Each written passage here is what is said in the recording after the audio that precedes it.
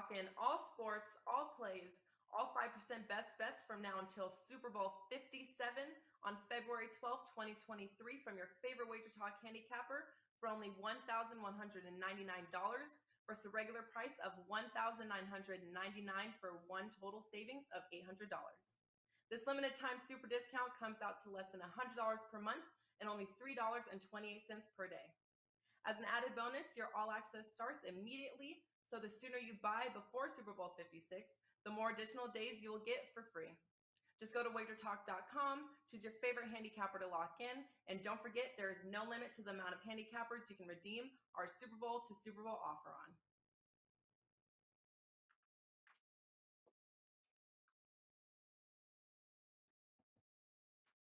Hey guys, welcome in on a very happy Thursday to you here, January the 20th, as we've got a whole ton of college basketball on tap here tonight, and we are excited. Love the card here tonight, and we're going to see if we can't go ahead, break down a few of these games for you, and we'll do it with our Thursday crew here. Three of the best over at WagerTalk.com with Ralph Michaels in the house, Tony Mejia here, as is Dave Koken on this Thursday, and Ralph, big card here tonight, a lot to choose from. Looking forward to these three games coming up. But what do you got going over at WagerTalk.com here tonight? And Ralph's mute.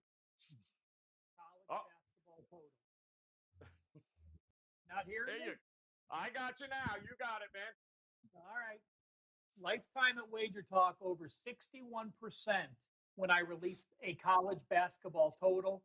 I've hit 5 straight basketball 5% total plays. I have one for tonight. And remember, guys, the 5% play is $35. I've got 4 other plays. If you want my entire card today for just $4 more, go to the one-day all access for just $39 and take care of Thursday's entire card. All right, love it. Sounds like a absolutely fantastic idea. Hey, Tony Mejia, talk to us, my man. What do you got locked and loaded for us tonight over at WagerTalk.com? Well, we got a frozen Tony Mejia. Sounds great, Tony. Appreciate that. We'll keep him on there. We will go ahead to Dave Koken, who I know is ready to go here tonight in college hoops. Couple of winners last night, Dave. Congrats. What's in store for us tonight? It's going real well right now. So see if we can keep that going. I have a best bet in college basketball, which I really do think is the best bet. I like everything about this game. 2 other plays, those are free. I've got 2 NHL games that I'm involved in. Those are for all access players. So the only thing that individually is being sold tonight is the 1 college basketball best bet. You want to get that? That's great. If you want to get a package, that's even better, and then you get everything. Haven't put up the NFL yet for the weekend, but I'm going to end up on 2 games, and I think I've got a real good chance to cash both. So let's see if we can keep the run going. They're fun when they happen. Amen to that, and also profitable, guys. So head over to WagerTalk.com. Let's get into it here, guys, as we dive into game number 1. And what better place to start than the Big Ten when Purdue visits Indiana here tonight. Purdue opened up as a 3.5-point favorite with an opening total of 144.5 here. Indiana at home is an underdog. Ralph, you willing to take those points? I am not, Joe. And of course, we're going to say in-state rival, and yes, it used to be, but I'm going to question how much of an in-state rival is it when this Purdue team has beaten the Indiana Hoosiers 9 straight times. Of course, the Hoosiers now have a new head coach, Mike Woodson, and he has circled this game as important. Hoosiers, a perfect undefeated season so far at home. They have gone 9-2 against the spread. When you look at Purdue on the road, they're 1-2 ATS, a surprising loss at Rutgers, a loss, a non-cover against Penn State. But then we saw how good they can be in that game against Indiana on MLK Day in the afternoon, a double overtime win. But I couldn't get to Indiana for this reason. It's simply matchups.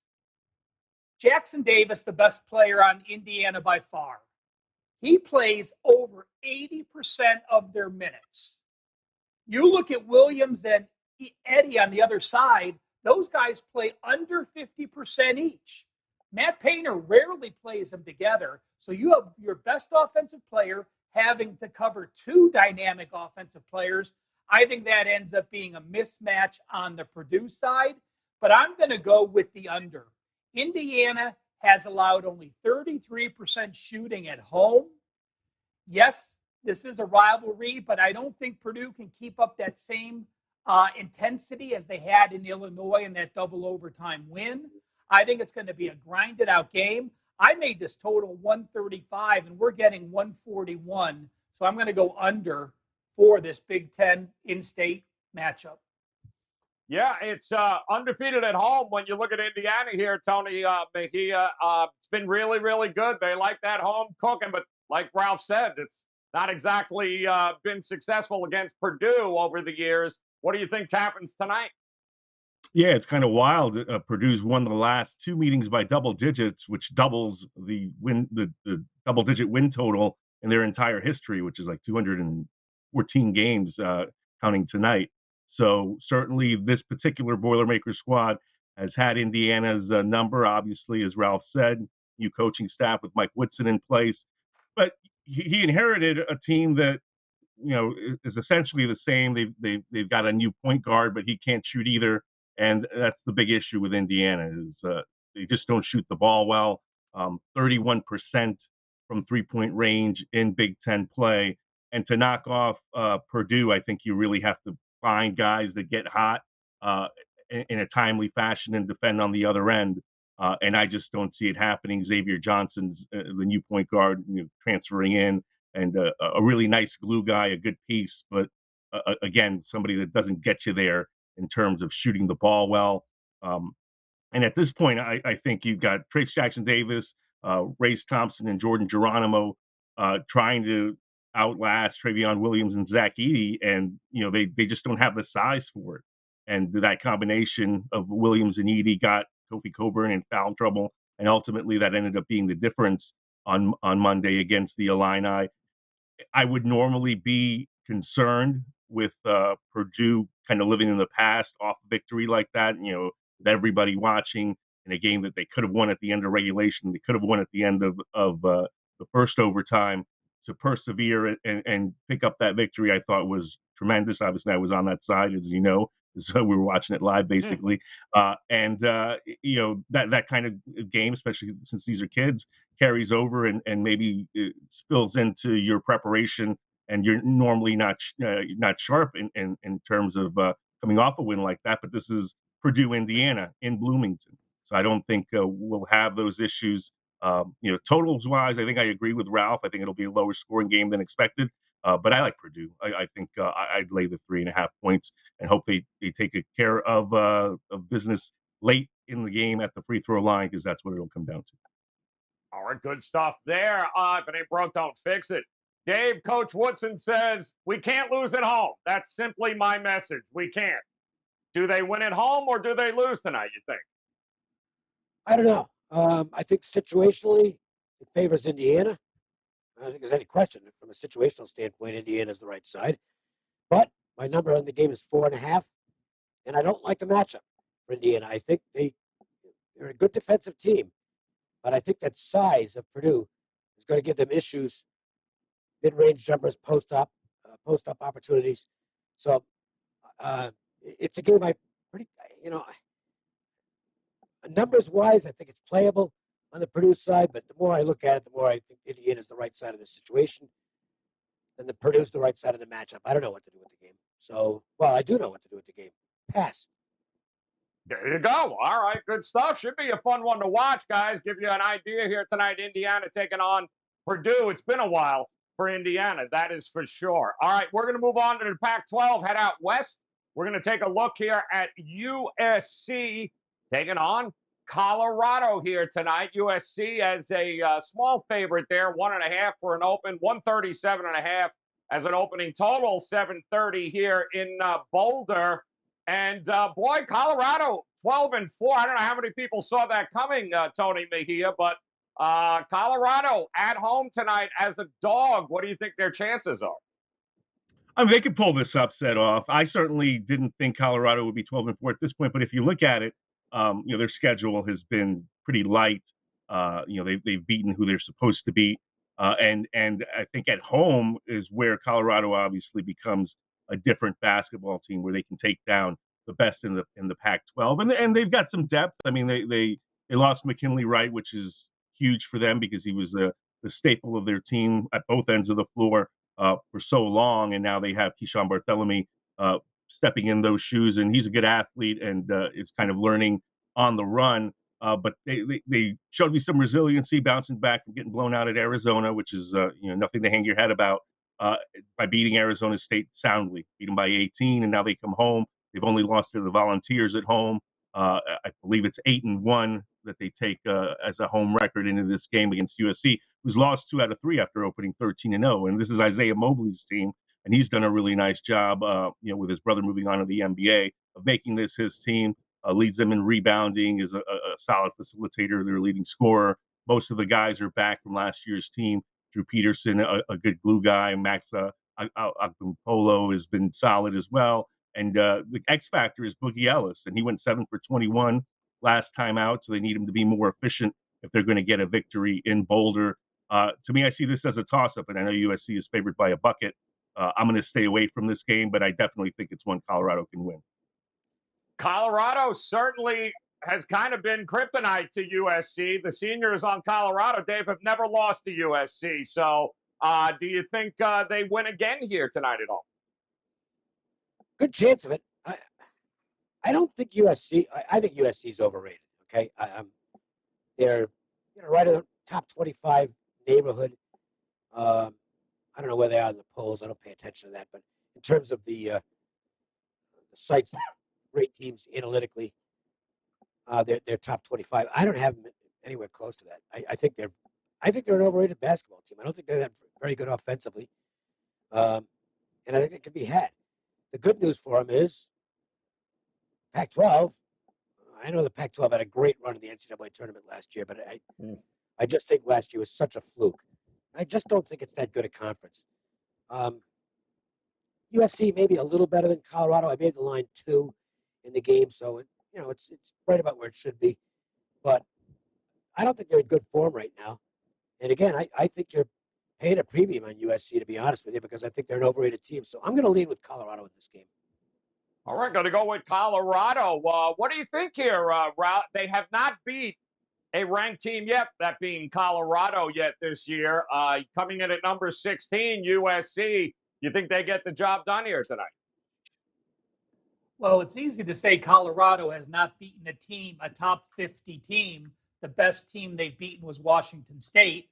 But we do need to realize that USC has only beaten one team in the top 50, and that was San Diego State on a neutral court. So it's not like USC is reeling in Tier 1 wins.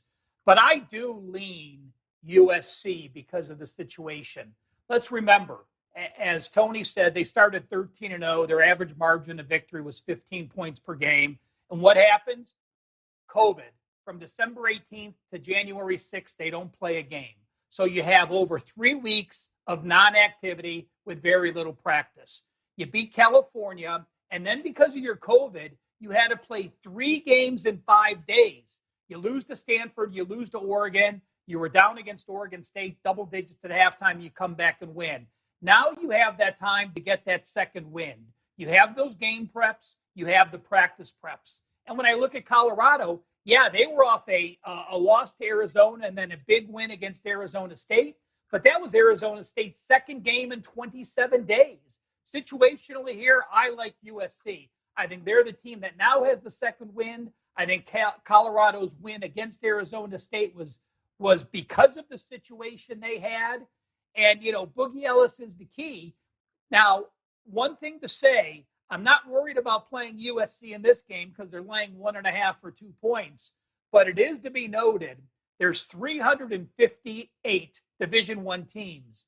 They are number 353 in free throw percentage. Ooh. So I have no interest in playing USC in a bigger favorite when those free throws come in place, but have no problems backing them in a pick 'em situation like tonight or a small favorite, or in the dog role. All right, good stuff there, guys. Should be a interesting one. USC taking on Colorado, Pac-12 battle, and then, well, there's the Zags, who will be welcoming in the Dons here tonight of San Francisco. 15 and a half, 16 as an open, 160 and a half as a total. 11 o'clock Eastern time tonight for that tip-off. And listen, the Zags are the best team in the Western Conference. We know that, Dave, but that doesn't mean San Francisco is going to get steamrolled here tonight, or will they? They might. I don't have the guts to play San Francisco, but I do think San Francisco, unlike the other teams that Gonzaga has just been destroying lately, I think San Francisco can get up and down the court with them. They're not going to win the game, but I think they can make it respectable. The problem is, I mean, look at these points they're putting up. 117 against Pepperdine, 110 against BYU, 116 against Santa Clara. I mean, they are just ridiculously hot right now. That said, you're paying a premium on the number. I think the number in this game is a little higher than it should be. So I'll give you a lean on San Francisco, but I don't have, I'll state it really simply. I don't have the balls to bet against Gonzaga right now, and I wouldn't be playing the under either. I know that's a high total, but their last three games, 200, 194, and 208. Or excuse me, 198. Jeez. You know, if you can get that game to stay under, good luck to you. I'll take San Francisco plus the points for here on the show because it won't cost me any money. I'm not recommending anybody follow me on that one, even though I'm going to use it as the best bet here in the show. So, yeah, listen, an outright win may not be in the cards for the Dons here tonight, Ralph, but my goodness, can they keep it within a number? They certainly have a lot of experience on this team. It's not like those kids haven't been here and done this against the Zags in the past. So what do you think their chances are tonight? I don't think so. I mean, you played Loyola against Chicago, you lost. You played Grand Canyon on a semi-neutral court, you lost, and now you travel. Let's remember this. San Francisco had a double-digit lead against BYU, and they think everything's good, and they're going to be, you're going to be 16-2, and then you're supposed to be playing Portland this week. Well, what happened? Gonzaga was supposed to play Pacific. Pacific had COVID. So what does the West Coast Conference do? They change the schedule mid-season, give San Francisco a week notice that they're going to go play Gonzaga when they were prepping to play Portland because they wanted their top-tier teams to be able to get the eyes of the committee. And actually, I think that hurts the Dons. If the Dons would have beaten BYU and then been 17-2, who would have known what happens? But now, I think it's a clear edge to Gonzaga. Having less time to prep for San Francisco, very little time to prep for Gonzaga. And Gonzaga's like this big bully. You know what? Yeah, they're 5-5 at home this year, but I went back through the last 3 years. When they're at home and laying between 10 and 20 points, a semi-competitive game, they're 9-3 against the spread, 75%. We saw what they did with BYU. Dave mentioned some incredible final score points, with Gonzaga scoring 342 points their last 3 games. They're the first team in modern era, and I'm going to guess the first team ever in college basketball to score 60 points in the first half in 3 straight games. So, if you're a first half player, the Zags do not let up the gas. I'm actually going to lean Gonzaga. I think the situation favors them. San Fran with little prep off that disappointing BYU loss, now having to face the Bulldogs in Spokane. I will lean Gonzaga. Yeah, and they're doing it really not because they're chucking up a million threes, Tony. They're doing it because they get the ball inside, and that's it. They're about as efficient as they come from the 2-point shot. But you know what? The Dons aren't half bad either inside 3-point range. So what do you do here? Do you look at the total? Do you look at the side? How are you going to approach it? Yeah, I like the total. I think we'll see a high-scoring game.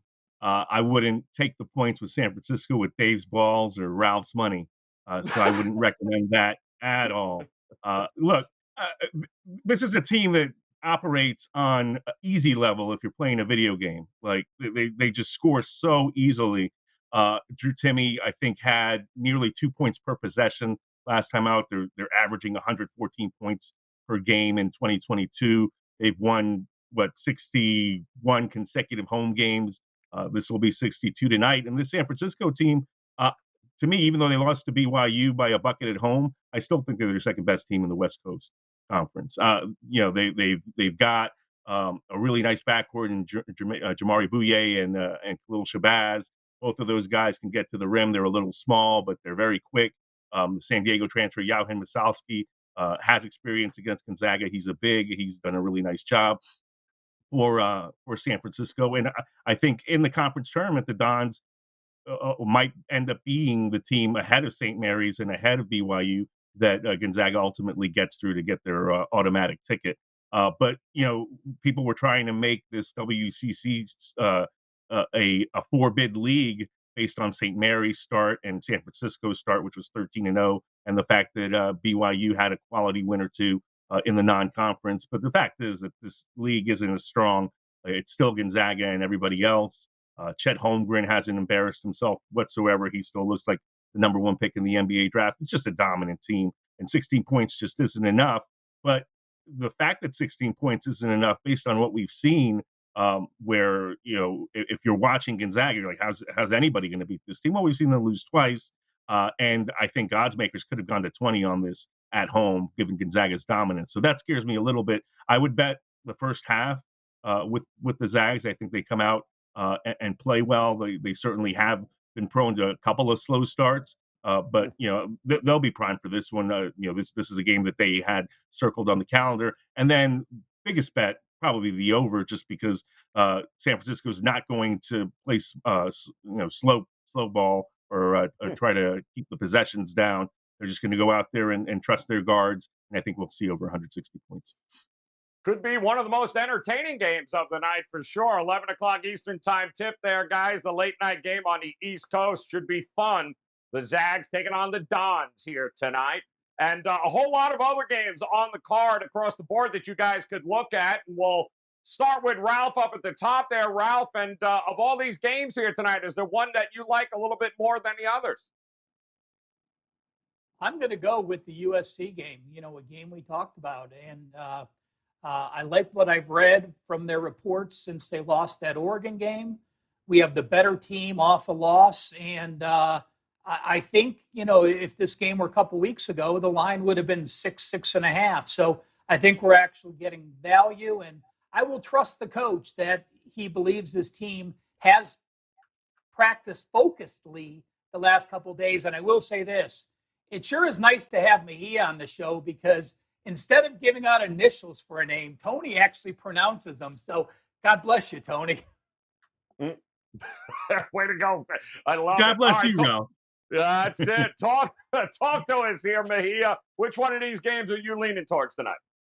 All right, well, we'll go off of our show schedule and go to UConn Butler, which is a rematch from Tuesday. UConn destroyed them in Hartford, beating the Bulldogs 79-56, and now they play at Hinkle Fieldhouse. And Butler just hasn't shown me much. I think Laval Jordan is at the stage where once they lose tonight, they'll be 9-9, and you can kind of see a youth movement coming in. He's got a freshman wing, Simas Lukosius from Lithuania, who's started since day one. He's coming off a season best 17 points in that game against UConn. They've got another freshman from Indy, Jaden Taylor, who's playing major minutes as well. They were waiting on Bo Hodges to come back, and he finally makes his debut. He's still 0 for 5 from three-point range and 3 for 13 from the field over his last 3 games. And it just doesn't look like Butler's going to be competitive in a very much improved Big East. And UConn is just, kind of swimming along. They look very competitive. They swept Butler last year. Adama Sanogo, their big center who missed most of December, since coming back, he's averaging 19 points, 16 boards, and 4+ blocks. Had 4 blocks the other night. UConn had 10 blocks against this Butler team in Hartford. I think they go into Indy and win convincingly, because one thing I don't fear with UConn and Dan Hurley at the helm is them looking past an opponent. So I'll go ahead and make my best bet. UConn laying the points at Butler. Good point there. All right, Dave, a lot of options here. Which one did you circle for us? You lean it towards? It's just a guess. I'm not playing it. San Francisco from the games we talked about on the show, but I do have 2 free plays today, and those are my free plays are always selections. One's a 2-star, one's a 3% play. And the best bet tonight, things are going extremely well right now. I think the best bet's one that's definitely worth going after. So check those out on my homepage. I've also got hockey up tonight, and I'll have NFL. I'm probably going to play 2 games this weekend. I haven't put them up yet. I'll probably go up tomorrow. So see if we can keep this run going. Absolutely, guys. Great opportunity. Those 3-day, 7-day, 30-day all-access packages available now. You never miss a play. It's a hell of a time of year, too, to hop on board there, guys, over at WagerTalk.com. Let's check out what our friends from the Gold Sheet have in store tonight. They are looking at Santa Clara tonight, taking on St. Mary's. They're going to back Santa Clara in this one, and this is a great write-up, guys, and of course, all of their Gold Sheet plays of the day here on the show. Read these. We post them up on our Twitter page at WagerTalk. Make sure you check it out and do yourself a favor. Head over to goldsheet.com. The write-ups on all the games, the data, all those handicapping tools available to you. Check it out over at the goldsheet.com. I'm going to I'm going to take the Billigans here tonight. St. Louis laying a short number on the road to take on a UMass team that unfortunately is going the wrong way here. They don't play any defense. St. Louis does. Live by the 3, die by the 3. They've been dying by the 3. I don't think they got enough to be able to get it done tonight. So I'll back St. Louis to get it done at a small number, laying the 3. Let's take a look one more time. The recap here as Ralph's back in USC on the road to get it done to finally beat Colorado here tonight. Tony Mejia, he's back in UConn, laid the 7.5 against Butler. Dave is leaning towards the Dons plus 16 against the Zags. I'll take St. Louis here tonight against UMass, laid at 3. And our friends from the Gold Sheet, they like Santa Clara getting 8.5 against St. Mary's. And again, guys, if you head over to WagerTalk.com, you visit Ralph Michaels' page, Tony Mejia's page, Dave Koken's page. You can see the plays that are available. And again, those 3-day, 7-day, 30-day all-access packages, that's really the way to go, especially this time of year. So head over to WagerTalk.com, take advantage today. And on behalf of Ralph, Tony Mejia, and Dave Koken, guys, we appreciate the time. Hit the bell in that upper right-hand corner, and then come back and join us again tomorrow as we get ready for the weekend in college hoops. Until then, best of luck with your plays, guys. We'll talk to you tomorrow.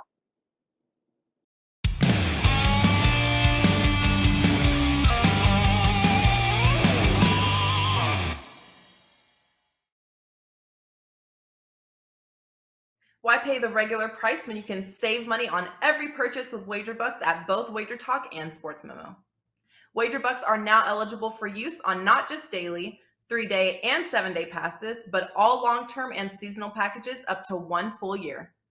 There are tons of options available for every budget and size of better. From low as $100 gets $110, all the way up to $2,500 gets you $3,000. Save every day on every pick you buy with WagerBucks.